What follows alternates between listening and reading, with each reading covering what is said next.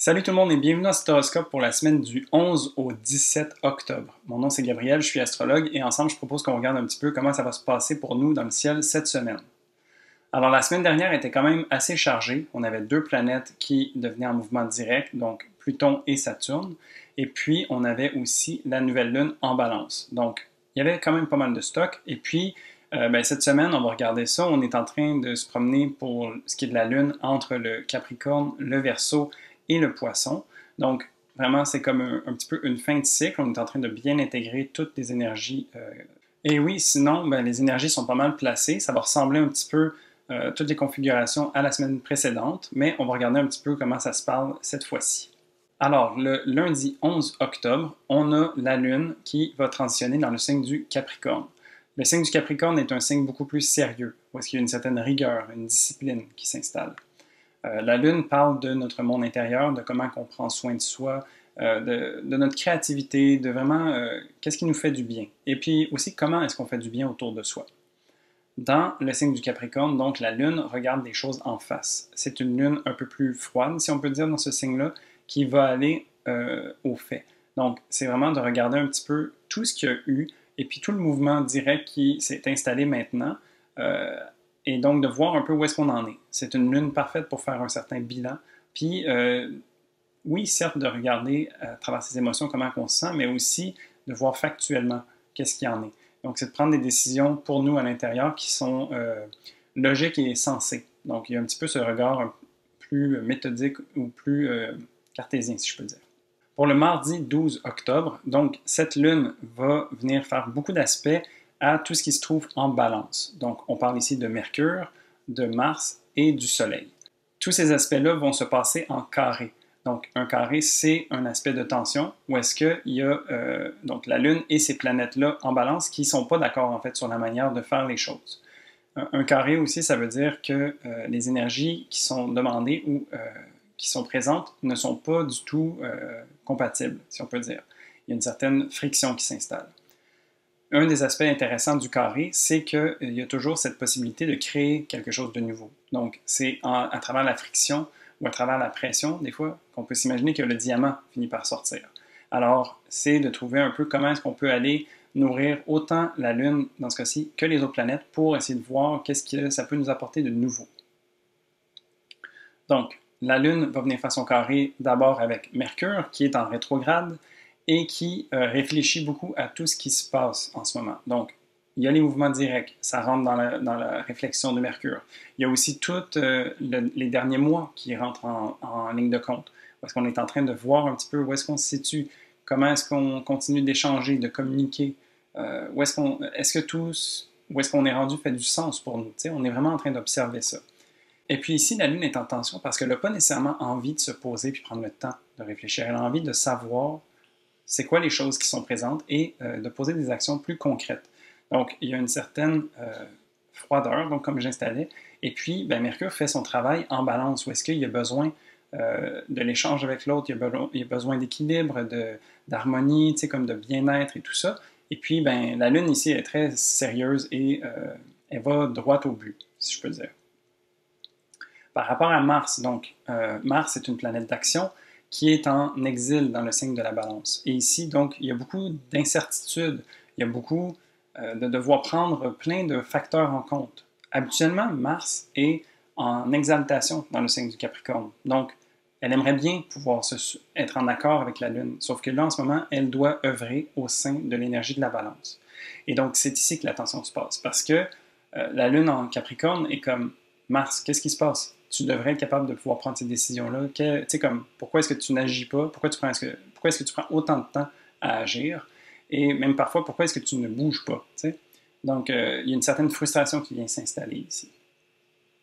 Pour ce qui est du Soleil, c'est que le Soleil se trouve en balance et il essaie de trouver sa place, trouver sa manière de briller, de pouvoir aussi être en relation avec les autres de façon harmonieuse et tout ça, ce qui n'est pas nécessairement aisé pour un Soleil en balance, parce que lui se trouve à être en chute ici. Et donc, la Lune, encore une fois, tu sais, un petit peu habillée en gris, puis vient dire, mais qu'est-ce qui se passe tout le monde? Tu sais, il y a quelque chose qui finit par être frustrant pour la Lune. Pour résoudre un petit peu tout ça, tu sais, je dirais, mais il faut continuer le travail qu'on a commencé depuis un certain temps avec Mercure, avec Mars et avec le Soleil, de continuer de trouver sa place. T'sais. Puis, peut-être que c'est aussi de donner de la perspective à notre Lune, à notre monde intérieur, puis à se dire, ben écoute, j'ai besoin de travailler ces choses-là en ce moment, j'ai besoin de travailler même à travers l'incertitude, puis à travers un petit peu le conflit ou la difficulté, pour pouvoir en sortir plus grand. J'ai besoin de ce pas de recul pour pouvoir mieux avancer. Et c'est des choses que la Lune peut comprendre, je crois. Tu sais, comme dans le signe du Capricorne, le Capricorne sait que l'effort doit être donné, qu'il doit y avoir une certaine maintenance, un effort soutenu pour pouvoir atteindre ses buts. Et puis c'est vraiment de voir comment est-ce qu'à l'intérieur de nous, peut-être en méditation ou peut-être en prenant le temps de se poser puis de regarder les choses de différents angles de vue, voir que même si ce n'est pas la façon qu'on se dirait la plus optimale d'avancer, on avance quand même. Donc ici, ce serait une façon peut-être de résoudre ce conflit-là.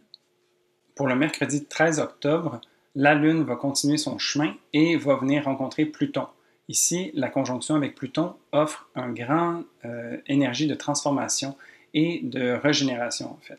Donc, la Lune est frustrée depuis sa journée d'hier. Elle n'a peut-être pas avancé autant qu'elle voudrait.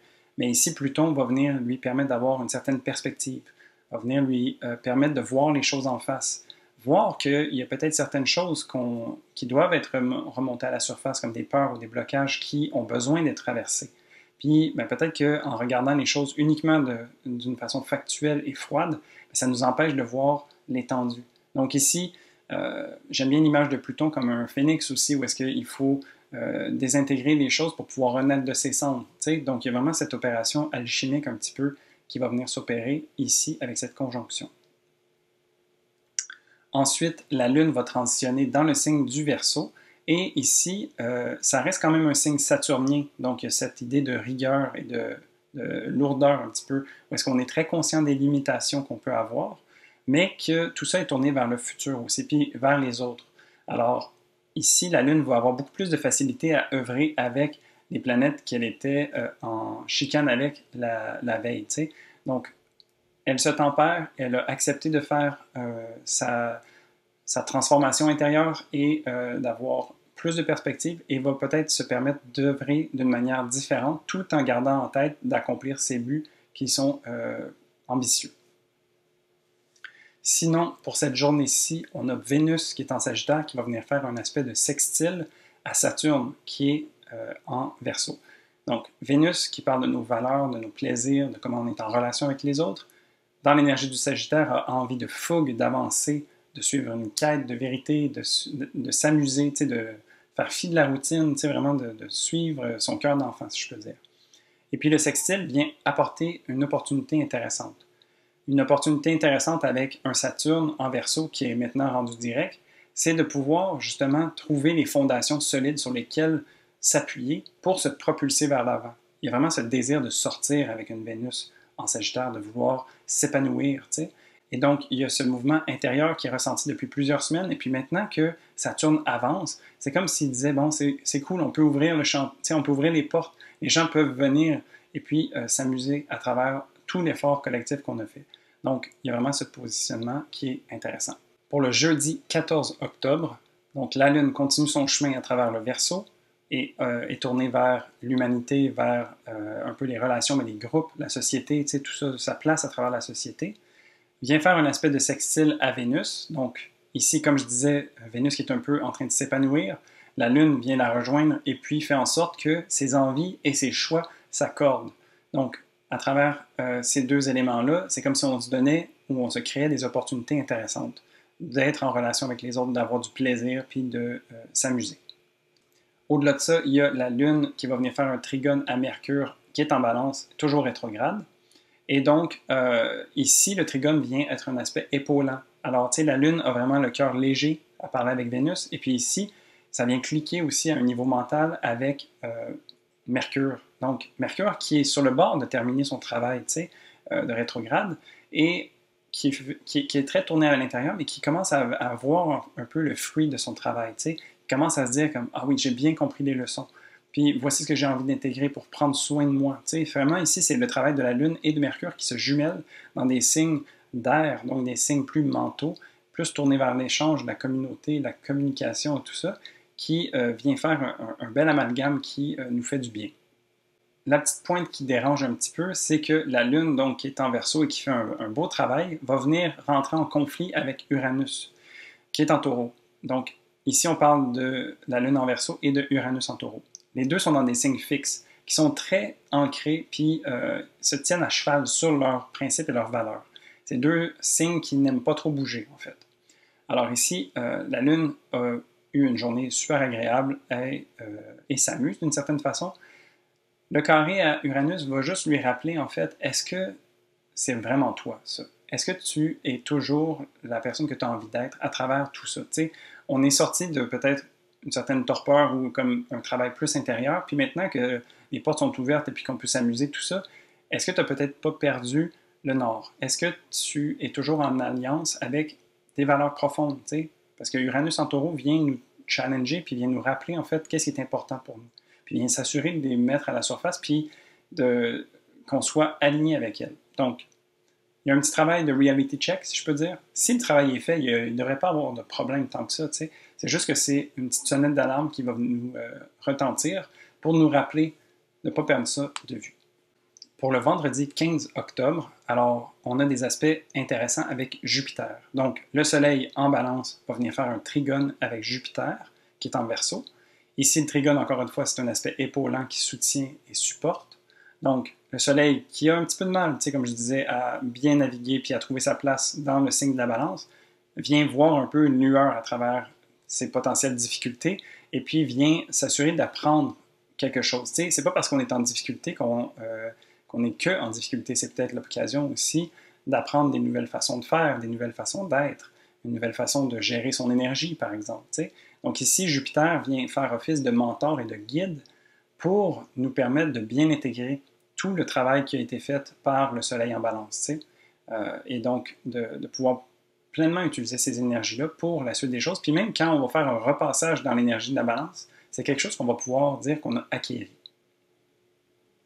La Lune, quant à elle, va venir faire sa conjonction avec Jupiter. Donc, ça va être vraiment intéressant parce qu'ici, c'est comme s'il y avait un certain accord entre la Lune et le Soleil à travers l'énergie de Jupiter. Donc, la Lune, c'est le monde intérieur. Le Soleil, si on peut dire, c'est la personnalité profonde, mais c'est aussi qu'est-ce qu'on rayonne à l'extérieur. Et Jupiter vient encadrer le tout, vient mettre un fil d'argent qui fait du bien puis qui nous ramène à voir le côté positif des choses, de voir qu'il y a un certain bénéfice à se trouver dans ces énergies-là, et puis que ça va bien aller, d'une certaine manière, qu'on est capable d'intégrer tout ça, puis qu'on en ressort plus grand. Donc, pour finir cette journée, la Lune va transitionner dans le signe du Poisson, où est-ce que ici, après avoir eu un passage quand même assez intéressant à travers le Verseau, va venir intégrer tout ça, va venir se nettoyer un petit peu, si on peut dire, à travers l'énergie du Poisson. Le Poisson, c'est le dernier signe du zodiaque, donc c'est comme si on s'imaginait la fin d'une histoire. T'sais. C'est là où est-ce qu'on retourne à la maison et puis tout est bien qui finit bien, d'une certaine manière. Dans la vraie vie, on peut voir ça comme un nettoyage, une purification. C'est vraiment la douche que tu vas prendre chez toi une fois que tu es revenu de vacances. Elle est particulièrement intéressante, elle fait du bien. C'est le fun d'être dans ces choses puis de pouvoir comme profiter de cette purification-là, de ce nettoyage. Donc ici, la Lune va venir s'offrir de se laisser porter un petit peu. Il y a quand même eu du bon travail qui s'est fait depuis quelques temps. Et puis, ce plongeon dans l'énergie divine et cosmique du Poisson va venir faire du bien, puis il va la ressourcer, si on peut dire. Pour le samedi 16 octobre, la Lune, donc, qui est rendue dans l'énergie spirituelle du Poisson, va venir être en carré avec Vénus, qui est en Sagittaire. Ici, c'est intéressant parce que le carré, comme je disais, c'est un aspect de tension, parce qu'il y a un conflit entre les deux. La Lune, dans le signe du Poisson, a envie de plonger à l'intérieur et de découvrir son propre cosmos. Vénus, en Sagittaire, elle, a envie de sortir et puis de découvrir le monde. T'sais? Donc, c'est la même idée, si on peut voir ça de cette manière-là, où est-ce qu'il y a cette envie de voyager, mais que ce soit à l'intérieur et à l'extérieur. Donc, c'est ici qu'il y a une tension, parce que c'est la direction dans laquelle on va. Mais ces deux planètes-là sont maîtrisées dans chacun leur signe par Jupiter. Donc, encore une fois, Jupiter vient nous amener à voir le bon côté des choses, puis à s'assurer d'apprendre à travers tout ça. Jupiter aime ça, apporter de la chance, apporter des bonnes opportunités, puis vraiment prendre les choses à la légère, d'une certaine manière. C'est une planète qui est généreuse. Et donc ici, j'ai l'impression que malgré qu'il y a un aspect de tension, c'est vraiment d'une façon intéressante qu'on peut voir ça parce qu'on peut se retrouver à travers la spiritualité, à travers l'envie de découvrir quelque chose de nouveau. T'sais?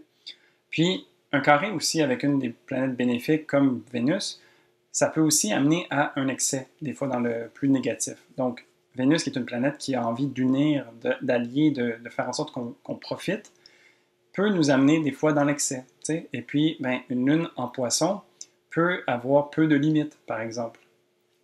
Donc, ça serait intéressant quand même de voir, oui, à se laisser porter un petit peu à travers ses envies d'aller à l'extérieur ou de plonger à l'intérieur, mais de rester quand même cohérent que c'est une expérience qui passe, que c'est pas quelque chose dans lequel on doit se perdre, par exemple.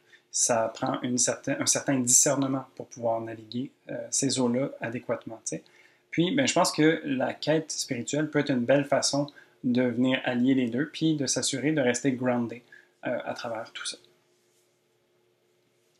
Au-delà de ça, on a Mercure qui va venir faire un sextile à Vénus. Donc, Mercure ici qui termine vraiment son travail de rétrogradation et puis qui vient s'aligner avec les valeurs que Vénus porte. Donc ici, le sextile, je rappelle, c'est un aspect qui offre des opportunités. Donc, ça va venir faire du bien, ça va venir faire en sorte que le travail qu'on a fait à l'intérieur à un niveau mental vient s'accorder avec les valeurs qu'on a en général autour de nous. T'sais. Donc ici, c'est un beau positionnement qui fait du bien en fait. Pour le dimanche 17 octobre, on a la Lune qui va venir faire sa conjonction avec Neptune. Donc, tantôt je disais faire attention de ne pas se perdre ou de rester grounded. T'sais. Ici, la Lune qui vient faire sa conjonction avec Neptune en Poisson, ça amène beaucoup de spiritualité, d'inspiration, de go with the flow, tout ça. Et puis, ben, il faut juste comme rester toujours grounded à travers ces expériences-là, parce que ça peut nous amener à avoir une certaine désillusion. Ça peut nous amener à voir les choses plus belles qu'elles ne le sont, t'sais. Donc, le discernement est vraiment à cultiver, je pense, pour cette fin de semaine-ci et de s'assurer d'être toujours cohérent avec ses valeurs. Sinon, on a le Soleil qui va venir faire un carré à Pluton.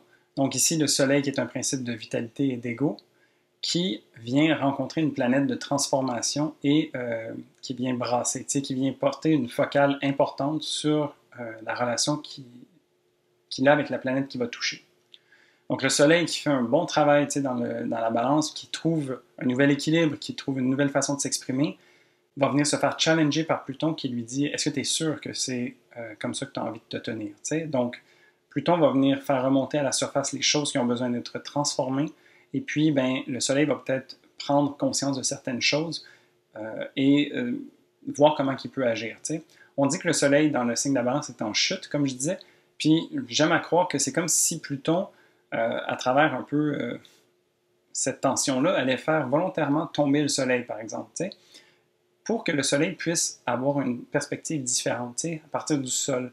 Et puis, ben, souvent, ce n'est pas les échecs qui sont importants, c'est la manière qu'on se relève de ces échecs-là. Donc, ici, je crois qu'une bonne façon de voir ça, c'est de prendre le challenge à bras-le-corps et puis de se relever, de trouver une manière de se relever parce que le soleil, bien qu'il soit en chute, reste un soleil et est capable de briller toujours. T'sais. Donc, il y a une manière de s'élever à travers tout ça. Puis, Pluton n'a jamais notre malheur à cœur. D'une certaine manière, il veut qu'on puisse continuer d'apprendre et de grandir. C'est juste qu'il va de façon plus poussée, si je peux dire. Donc ici, c'est une belle opportunité de peut-être tomber, mais de se relever également. Alors voilà, comme je disais, c'est une semaine qui ressemble un petit peu au travail qu'on a fait la semaine dernière, mais avec le mouvement direct et puis la position où est-ce que la Lune se trouve, c'est comme s'il y avait une certaine intégration ou une fin de chapitre qui s'opérait par rapport aux différentes semaines qui se sont passées dans le passé. Donc ici, un bon travail d'intégration et puis une certaine purification aussi. Tu sais, on a vraiment, c'est comme si on complétait un cycle, c'est comme si on venait intégrer toutes les énergies de ce mois-ci et puis tranquillement, on continue vers le reste du mois, puis vers le reste de la fin de l'année. Alors voilà, si ce n'est pas déjà fait, j'ai mes horoscopes du mois d'octobre qui sont disponibles. Et puis, ben c'est ça, je continue de faire plein de vidéos pour vous, pour qu'on puisse comprendre un petit peu ce qui se passe dans le ciel pour nous. Si tu as aimé cette vidéo, n'hésite pas à mettre un pouce ou à me laisser un commentaire. Ça m'aide beaucoup dans l'algorithme de YouTube pour que mes vidéos soient montrées au plus grand nombre de gens. Alors pour ça, je te remercie. Et puis sinon, moi je te dis à la semaine prochaine pour un prochain horoscope. Salut!